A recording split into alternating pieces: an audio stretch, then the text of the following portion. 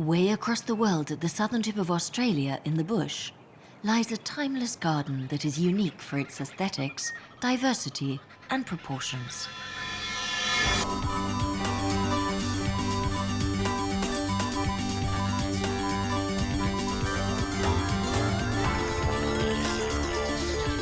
What makes this Australian park so radically innovative is that it's not simply an open-air botanical garden. It revolutionises the very genre and art of the garden itself. All of Australia is related here.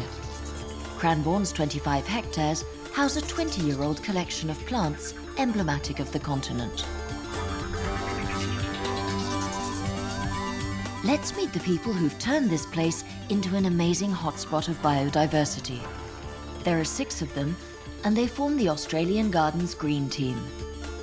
Perry, the landscape designer, Edwina, the visual artist, John, the gardener, Paul, the botanical expert, Professor Sue-Ann, and Chris, the man in charge.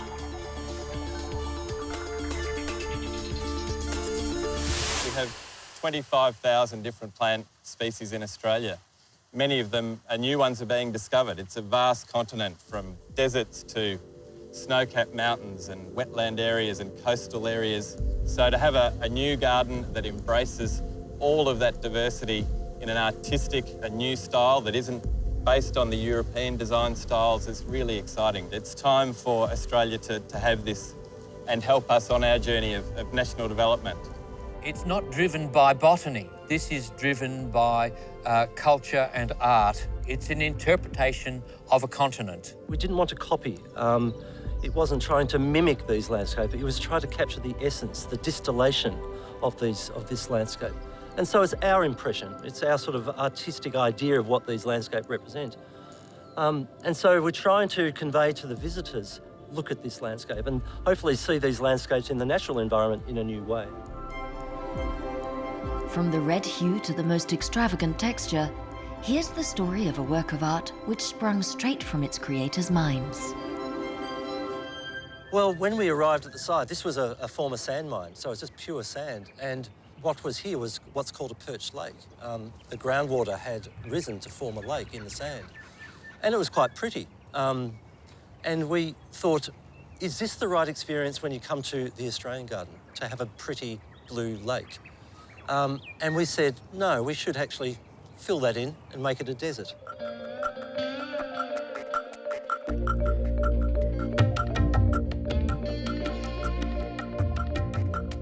It is the iconic and quintessential part of our greater landscape. It dominates our continent. And we thought that's the best story to tell for a visitor to come to a botanic garden about Australia. It is a bit of a risk. There's not too many gardens that arrive at a huge, red, empty landscape that has very few plants in it. But it's important to tell that story. It's important to have a confronting view, to say, this is our dominant landscape. This is what Australia is about. It's a dry, red, and mysterious continent.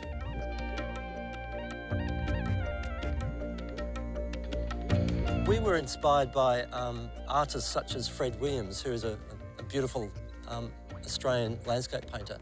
And what he did is convey the colour, the form, the patterning of our broader landscapes in a very stylised and abstracted way. This whole garden is in a way an attempt to respect and to love our broader landscape and in a way to inspire visitors to see our flora and our landscapes in new ways.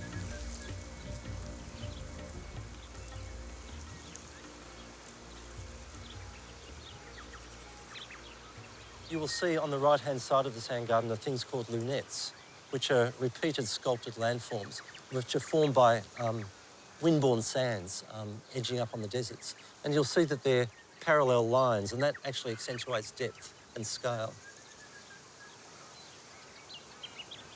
The other technique is the silver circles that you see there. Each one of them diminish in scale the further the view goes on. And that gives a sense of depth, even though it actually is quite a defined space. Circles of light grey are scattered across the graphic chromatic red and ochre expanse. The Japanese-inspired discs dotting the incandescent swathe are formed by bushes called Rhagodia spinescens. These desert-resistant plants are covered with tiny salt crystals, reminiscent of a bygone era when countless paleolakes covered the continent. Our visual artist Edwina drew inspiration from the salt flats to create a work of art. The red sand garden is a very simple aesthetic, and we thought having the contrast was going to make a bolder statement. So we've actually put an iron surface underneath so that where the glaze peels back, you actually get that iron colour coming through. And we wanted to create a sense of, rather than just being a flat surface, creating a memory of animals or wind that may have gone across it. So here we've put some marks across it. Could be in reference to a kangaroo hopping across it, or wind going across, or something getting caught in it, just so that created a bit of a history to the ceramic work as well. A lot of Australians actually spend their lives on the fringes of Australia, and that's where most of the population lives. So a lot of people haven't travelled into Central Australia at all. So when I had the opportunity to go there in my late 20s and driving through the desert, I don't know what it was. I love the colours, the red dirt with the really soft silver grey plants. I was just very attracted to that sensibility.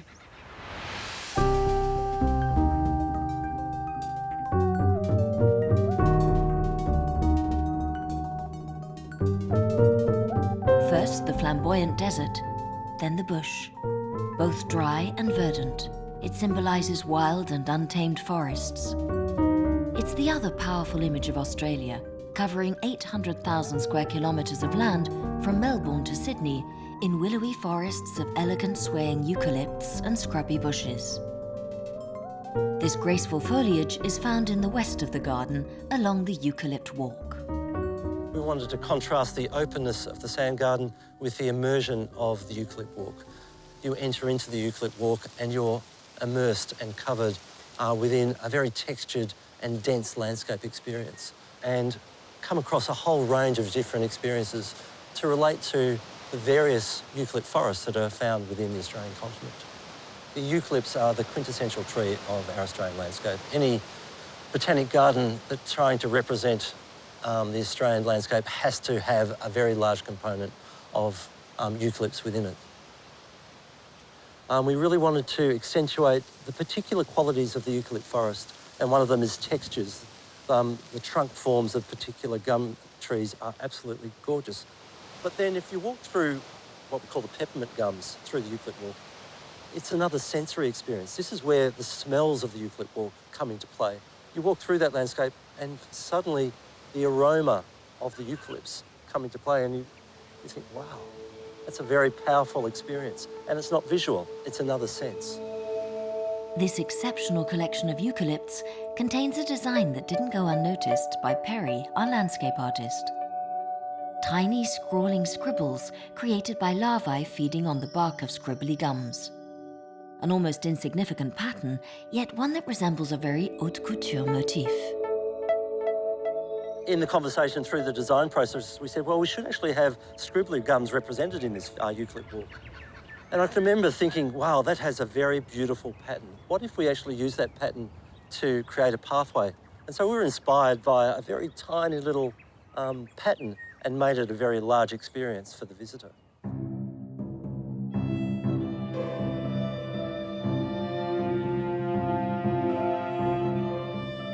The Australian garden can be seen like a Japanese garden, in which they have represented their landscape in a particular way. They've stylized it, they've abstracted it, they symbolise their landscape.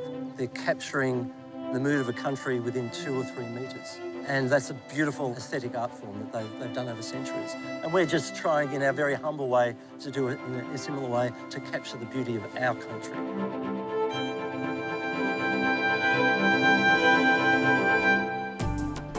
What makes this garden so unique is that it perfectly combines Australian history with the art of Japanese gardens, as seen in this bridge. The lily pad bridge is another stylized rendition of Australian nature, the billabong, an Aboriginal word for the small ponds of water formed when a river changes course. The dead pools house a myriad of water lilies, whose leaves are depicted here in an oversized fashion. we're defined by droughts and we're defined by floods. And so we've felt that water had to be a very important narrative within the Australian garden. We've used it as a device to take visitors on a journey from the arid country, where the water is scarce, to abundance, the coastal edge. So water is a way of taking people on a journey metaphorically through our broader landscape, but physically through the Australian garden as well.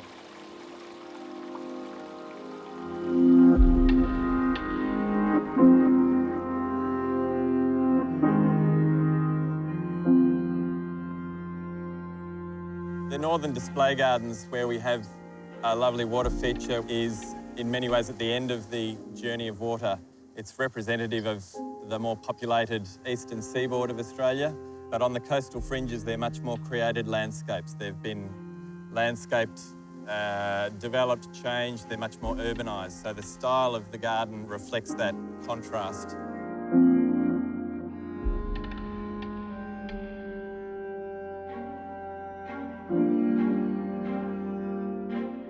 And what's beautiful about those landscapes is when you see the fluid movement of sand over time in this landscape. And they have some very beautiful fluid shapes.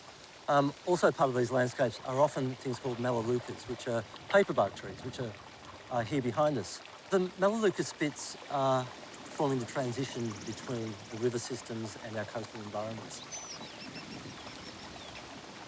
We've chosen a melaleuca because that is a typical plant, one of the few typical plants that occur along the coast of Australia. We're not really interpreting with this garden an ecosystem as such. It is interpreting a character.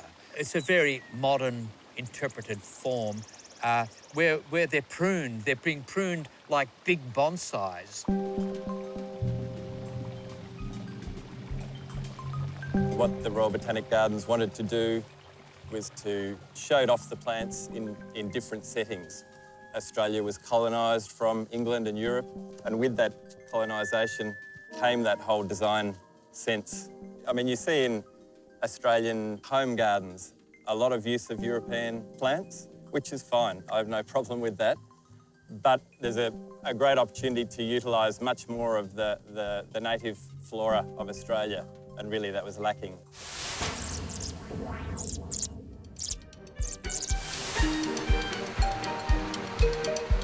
One human has lived here for 18 years, since the creation of this unique place. His days are more of a delight than his nights, so attentive is he to this paradise. Meet John Arnott, the patron saint of gardeners. It is fundamentally a collaboration between some really interesting design and some really clever horticulture. And it's those two things coming together. Look, I think the garden is full of plants which are challenging to grow for a whole host of reasons. With this amount of diversity, you know, we've got 2,000 plant species associated with this garden.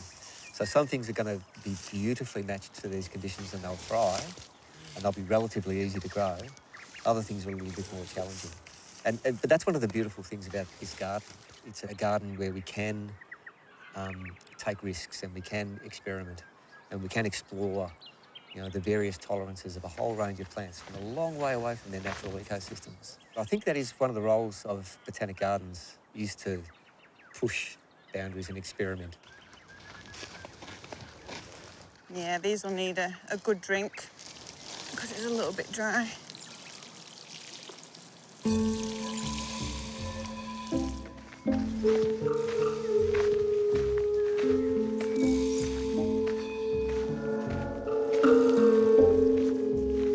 What we have here is a group of grass trees, Xanthorrhoea species, and Xanthorrhoeas are unique to Australia, so they're found in no other place. As with a lot of Australian plants, they're really well adapted to surviving fire. And you can see just here from the trunks that these beautiful old trunks, you can see they're blackened by the bushfire. And what happens is the fire will come off the ground and it'll come up the stems and it'll actually ignite the whole of the canopy of the tree. And after fire has gone through areas of the bush, you'll see thousands and thousands and thousands of these flower spikes, almost to the horizon.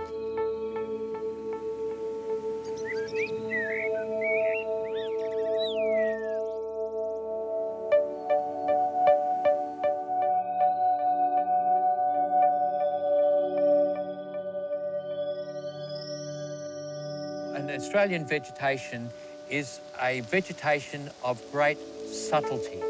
Its beauty is in its minutiae, the tiny little myriad of things that occur there. It's not a brash vegetation, it's not a brash landscape.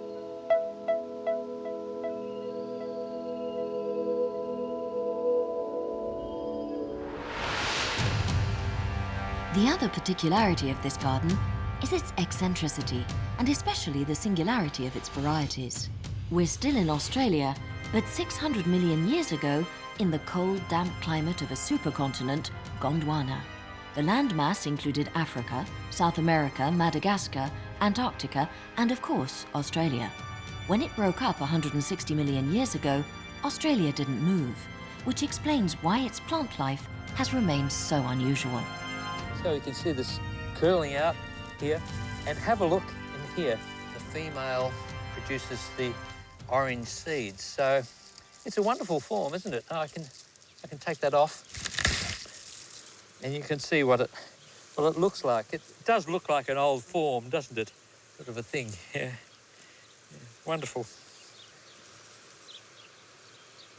This sort of garden is really about trees, and it's about some other ancient things that exist in that sort of space, such as the cycads.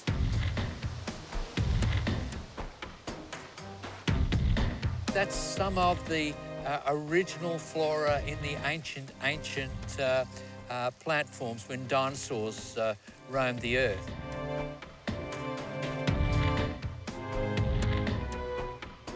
It's about prehistoric plants and plants that we know that have survived for a number of years. You feel like you're in a tropical, lush Jurassic Park landscape.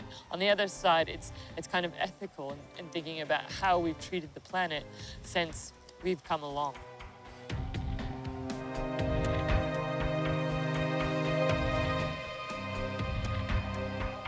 We wanted to manipulate the landform, the ground, in this garden. Gondwana was a very tectonic, ancient landform, and so we've used pathways.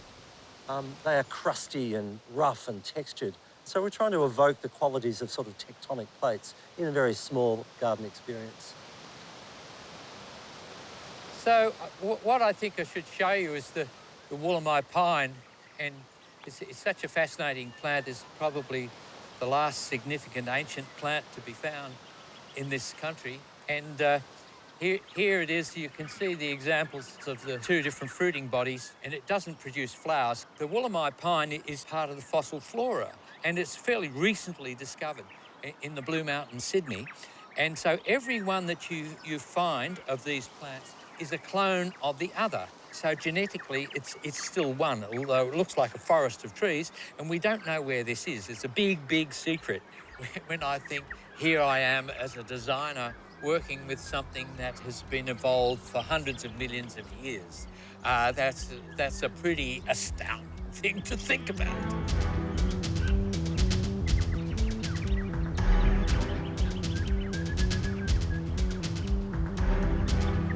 The Australian garden, in a way, was designed to convey a whole variety of stories. One of the most rewarding parts of the gardens is actually its playful qualities. How children and families have used this garden in ways that we never imagined. In the heart of the garden, we discover another surrealistic landscape, a maze. But rather than opting for the tall hedges that traditionally form dividers, here the designers have used large segments of rock. Tucked among the stone is a genuine cabinet of curiosities, Cranbourne's Pandora's box.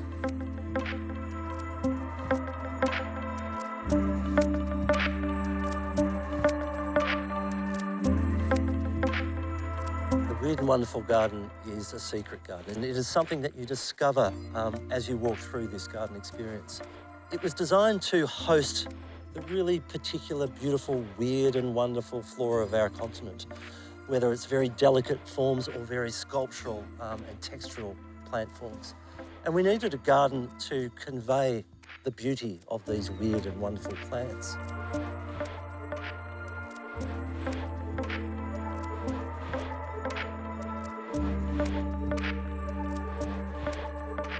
Because of the use of the stone, where sometimes it shades and has cool places, sometimes it's very hot because it stores heat. So what we could do within that sort of space is create a lot of microclimates. That's a whole lot of different growing conditions which we didn't have elsewhere.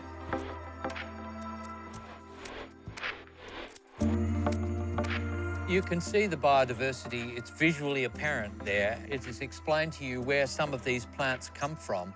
You start to understand how tough and how resilient a lot of this flora is, because juxtaposed one against another can be something that comes from an arid space, there's something that comes from perhaps a wetted alpine area.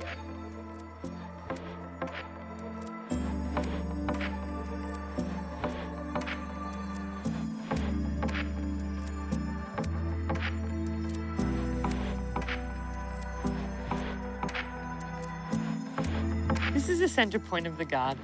It's the middle. It's just as dramatic as the red sand garden. It's just not screaming, look at me, look at me. It's screaming, be in me, be in me. It invites you in. It's sculptural. It doesn't look like the center of Australia, but it looks interesting. It looks mysterious. It looks curious. And because of that, people come into it and they get to see this whole other world. Sometimes it's a little bit like being on the moon, or Mars maybe, but it's because of this kind of richness of textures and oddity that it kind of works.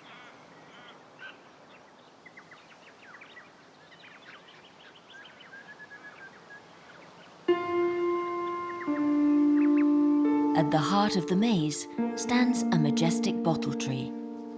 We can't help but think of a labyrinth of love, with its concentric circles radiating out around a bungalow or tree. Often it's an apple tree, in reference to the Garden of Eden. Here, the tree symbolizes longevity and peace, harmony between man and nature.